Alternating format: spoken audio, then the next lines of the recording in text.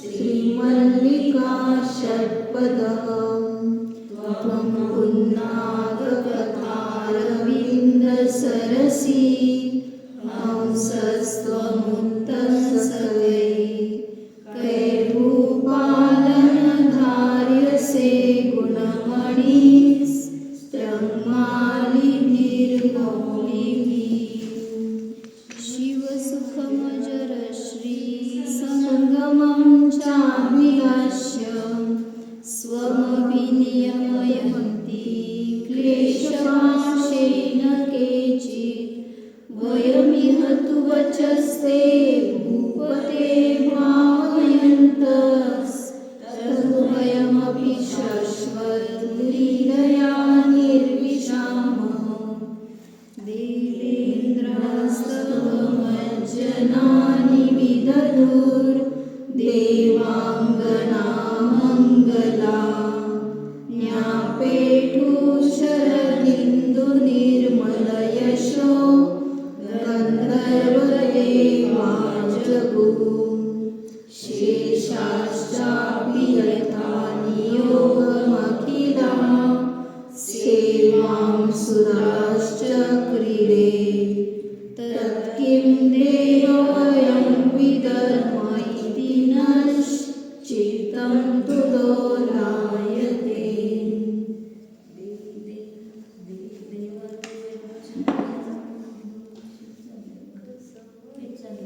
देवत्वजननाभिषेकसमये रोमाञ्चसत्कञ्चुकैर्देवेन्द्रैर्हरिहरतनविधौ लब्धप्रभावैः किञ्चान्यत् सुरसुन्दरी कुचतट प्रान्तावनद्धोत्तमम् प्रेखत्वल्लकिनादझङ्कृतमहो तत्केन संवर्ण्यते।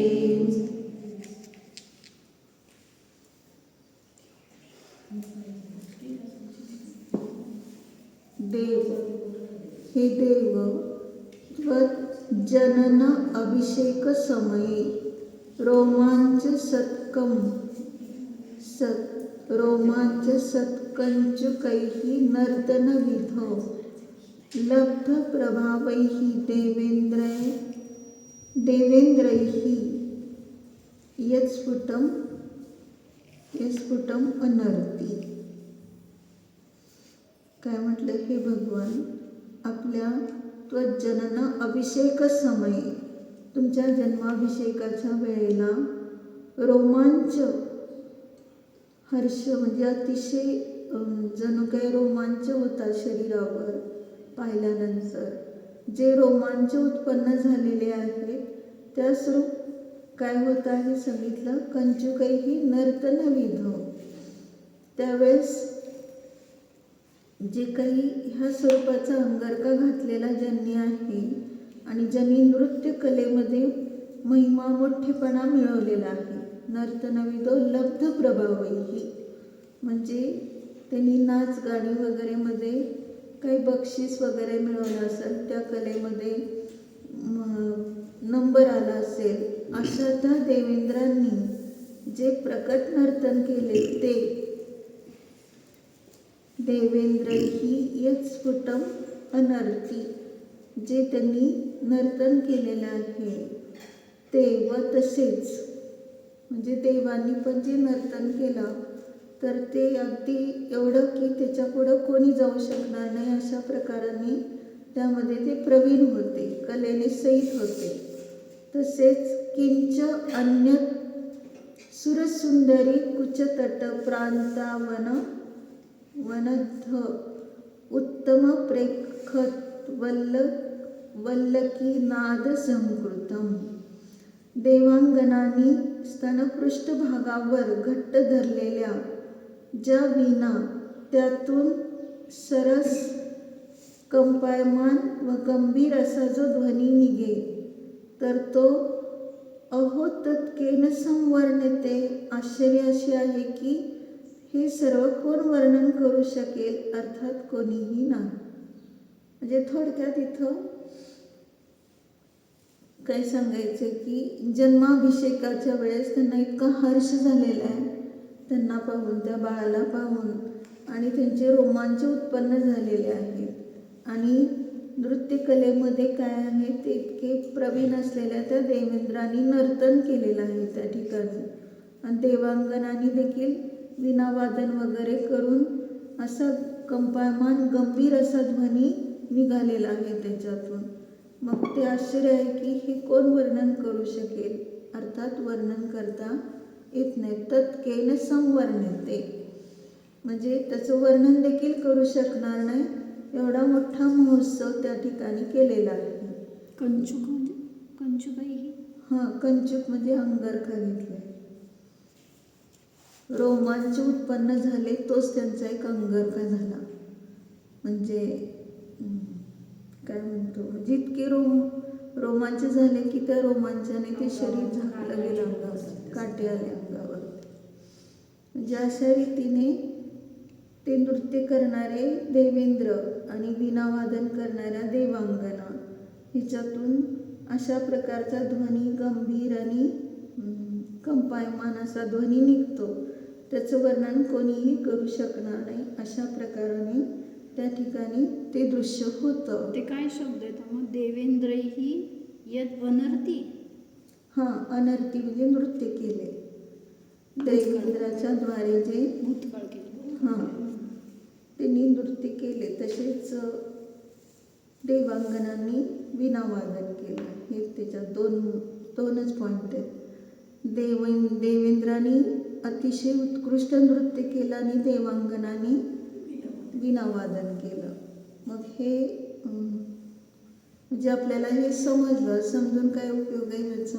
कुचतट प्रांत म्हणजे ते घेतलं का? म्हणजे अशा वीणा हित धरलेल्या आहेत त्यांनी, आणि त्याच्यातून अशा घट्ट धरल्यात की त्याच्यातून जो ध्वनी निघतो ती कंपायमान झाल्यासारखा आणि गंभीर असा आवाज येतो त्याच्यातून. म्हणजे त्या नृत्याला ते साथ देता येतो वीणावादन.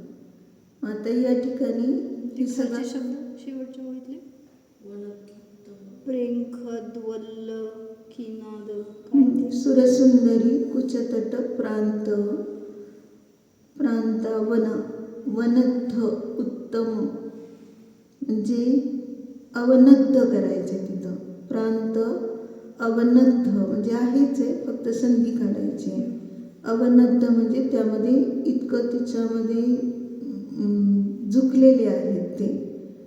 त्या सुंदरीसुद्धा एवढं वीणावादन करताना उत्तम प्रेक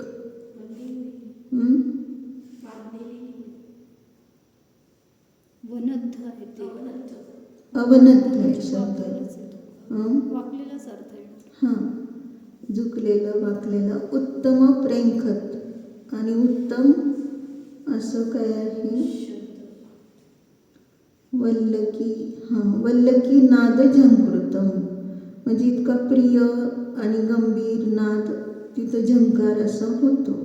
प्रेंखत म्हणजे तशा प्रकाराने ते घट्ट धरलेल्या विणेमधून. चंचल केले प्रेंखत. प्रेंखत म्हणजे चंचल वीणा. वल्लक्य म्हणजे वीणा. हां, चंचल वीणा आणि तिच्यातून निघालेला नाद तो झंकृत म्हणजे तशा प्रकारचा ध्वनी. हे सगळं कशासाठी सांगितलं तर जन्माभिषेकाचा उत्सव करताना सुद्धा ते इतके म्हणजे त्यांना त्यामध्ये इतका हर्ष झालेला की त्यात आपण कसं नृत्य करतोय आणि कशा पद्धतीने हे वीणावादन होतं हे सुद्धा त्यांना कळत नाही, इतकं त्याच्यामध्ये ते तल्लीन झालेले. म्हणजे त्याच्यात थोडक्यात हे सांगायचे की जसं आपण बाळाचा जन्म झाल्यानंतर उत्सव साजरा करतो, आनंद मानतो, त्याच्यापेक्षाही जास्त ह्या सगळ्या देवेंद्र, देवांगना वगैरे यांनी त्याच्यामध्ये एवढा उत्सव मानलेला आहे की आता याच्यानंतर हे शेवटचंच त्यांचा जन्म आहे, ह्याच्यानंतर ते पुन्हा कधीही जन्माला येणार नाही. म्हणून त्याचंच त्यांना इतका हर्ष झालेला आहे की असाच आमचा स्वभाव आहे अजन्मा, आणि त्यासाठी एवढं त्यांना प्रोत्साहन मिळालेलं आहे त्यांना पाहूनच. म्हणून त्या हर्षाच्या ह्याच्यामध्ये कसा उत्सव झाला नाचण्याचा वगैरे हे कळलं नाही. म्हणजे हिंसात्मक नाही येते. आपण म्हणतो की नाच गाणी वगैरे केलं तर तो स्वर्गातला हा होतो काय किन्नर. किन्नर नाही, किल्बिषेक. मग ते बाहेर अभियोग्य किल्बिषेक असे जातीचे देव वाहन वगैरे चालवण्यामध्ये इथं आपण खूप आनंद मानला. तर त्या ठिकाणी अभियोग्य जातीचे देव होतात. किंवा नृत्य गायन वगैरे करण्यामध्ये आनंद मानला तर या ठिकाणी किल्बिषेक जातीचे देव होतात. म्हणजे ते काय म्हणतो त्या देवांना बाहेर स्थान मिळतं, म्हणजे सभेच्या बाहेर ते थांबतात. म्हणजे याचा अर्थ तुच्छता आहे.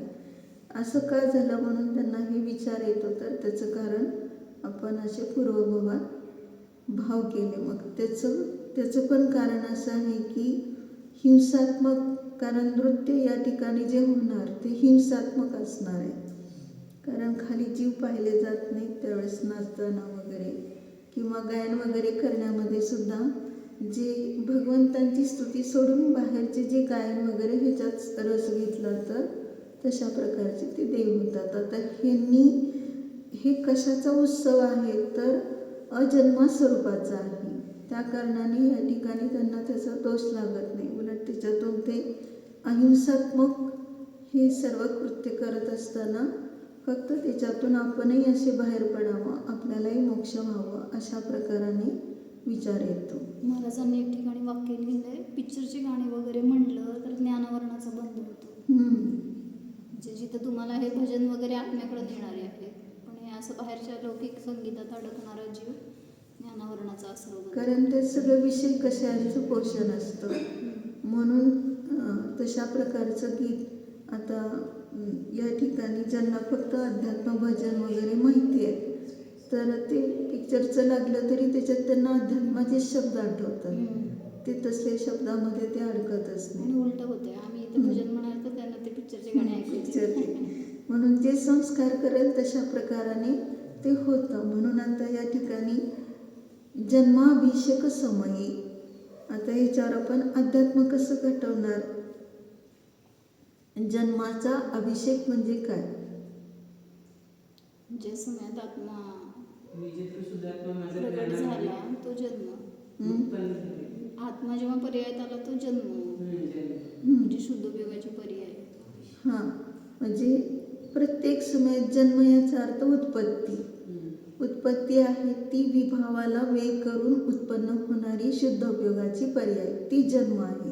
आणि त्याचा अभिषेक म्हणजे काय तर अभि म्हणजे चोहबाजूने, शेक म्हणजे सिंचन करणं. स्वस्वरूपालाच जो आत्मानुभूतीच्या धारेने अमृताने सिंचन करतो तो जन्माभिषेक. म्हणजे अशा रीतीने प्रत्येक समय जर आम्ही शुद्धोपयोगात राहिलो तर हा आपला जन्माभिषेक सतत चालू आहे. विशिष्ट काळातच तिथं जन्माभिषेक पांडुक शिलेवर होतो तो बाहेरचा, आणि हा अंतरंगामध्ये तर आपला सतत चालू आहे. जर आपण आपली उत्पन्न होणारी पर्याय जर स्वभावालाच दिली, कारण उत्पाद वेद्रव्य सतत आहे आणि स्वभावालाच ती पर्याय दिली तर हाच आपला जन्माभिषेक झाला. म्हणजे आपण 4 प्रकारचे जन्म सांगितले समय सारणी. आगम जन्म, परजन्म, युक्तिअवलंबन जन्म आणि स्वसंवेदन जन्म. तेच जन्म पहिल्यांदा सांगितलेलं शब्द ब्रह्म उपासना ते जन्म ते सांगता येतं. बरोबर आहे की ते. म्हणजे हे कशापासून उत्पन्न झालं तर पहिल्यांदा सांगितलं जिन्मानी उपदेशापासून, नंतर सांगितलं की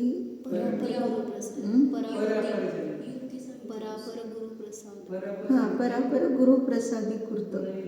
म्हणजे परगुरु आहे अरिहंत भगवान, अपर गुरु आहे गंधराचार्य वगैरे.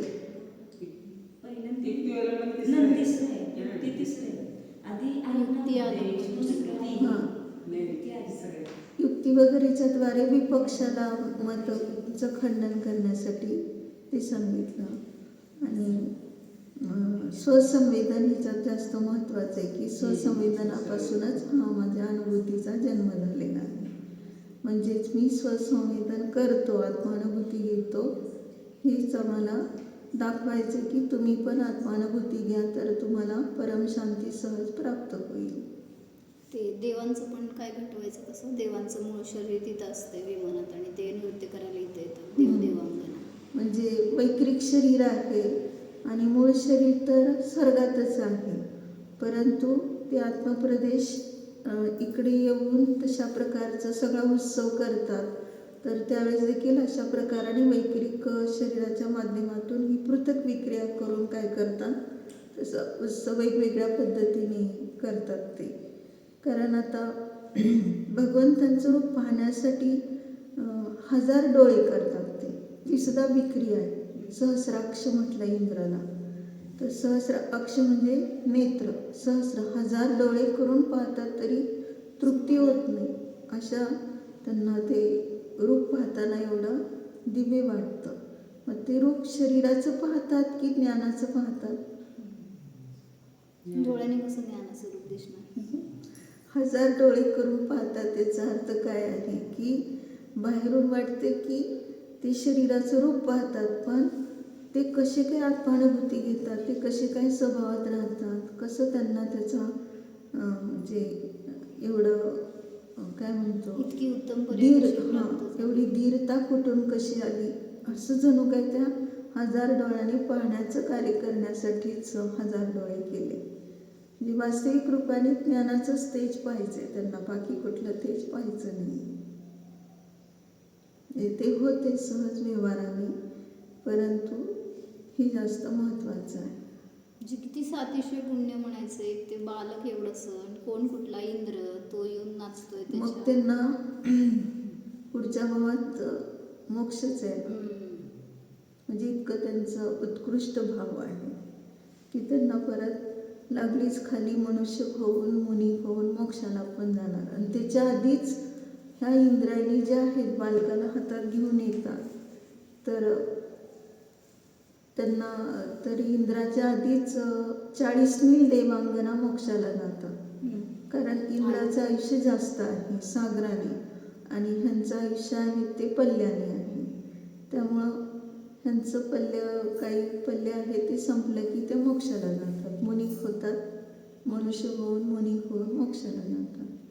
म्हणजे त्यांची सुद्धा किती उत्कृष्ट त्या देवांगनाचे भाव, स्त्री पर्यायातून येऊन इंद्राच्या आधीच मोक्षाला जाणं म्हणजे परिणामाचा हा सर्व खेळ आहे. म्हणून आम्हाला आपण का गेलो नाही आजपर्यंत? मग आपण तसं झालोच नाही ना. तेच की ते काय काय गोष्टी सांगतात की तीर्थंकरांचे माता पिता नाही झालो, आणखीन ते 5व्या स्वर्गातला ब्रह्म लोकांतिक देव नाही झालो, अजून दक्षिणेंद्र झालो नाही. दक्षिणेंद्र म्हणजे सगळे दक्षिणेंद्र मोक्षगामी आहेत. दक्षिणेंद्र झालो नाही, शची झालो नाही, अजून सर्वार्षिती वगैरे तर नाहीच आहे.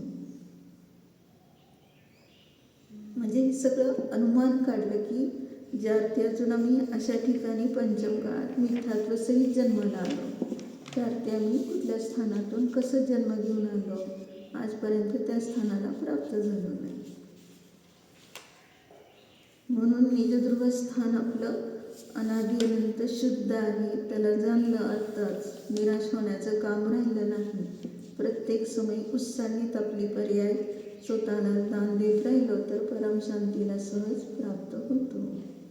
म्हणजे आपण संसारामध्ये इतरांची स्तुती करतोय, गुणगान करतोय, पण भगवंतांचं एवढं केलं नाही भक्तिपूर्वक, त्याच्यामुळे तशी पर्याय आपल्याला मिळाले नाही अजून.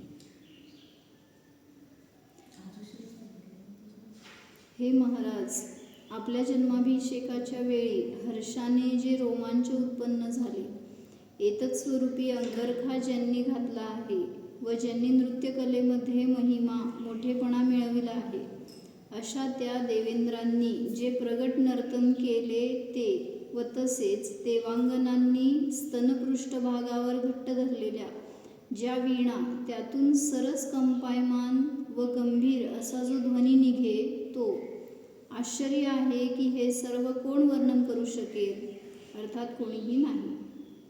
हे देवा, आपल्या जन्माभिषेकाच्या वेळी देवेंद्रांनी जे नृत्य केले, तसेच देवांगना व सुरसुंदरींनी वीणा वाजवीत जे गायन केले, आश्चर्य आहे की त्यांचे आम्हास वर्णन करता येत नाही.